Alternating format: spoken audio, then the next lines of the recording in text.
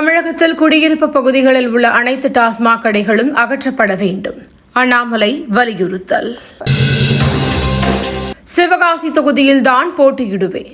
அதிமுக முன்னாள் அமைச்சர் ராஜேந்திர பாலாஜி திட்டவட்டம்.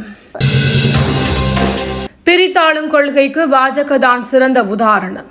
தமிழ்நாடு காங்கிரஸ் தலைவர் செல்வ பெருந்தகை பேட்டி.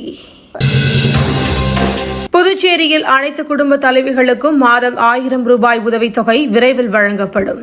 முதலமைச்சர் ரங்கசாமி அறிவிப்பு. நெல்லையில் பயங்கரம். பட்டப்பகலில் ஐடி ஊழியர் வெட்டி கொலை. நீலகிரி குடியிருப்பு பகுதியில் புகுந்த காட்டு யானைகள். பொதுமக்கள் அச்சம். மேட்டூர் அணையிலிருந்து ஆர்ப்பரித்து வெளியேறும் காவிரி நீர். கழுகு பார்வை காட்சிகள். இந்திய ராணுவத்திற்கு நிகர் ஏதும் இல்லை.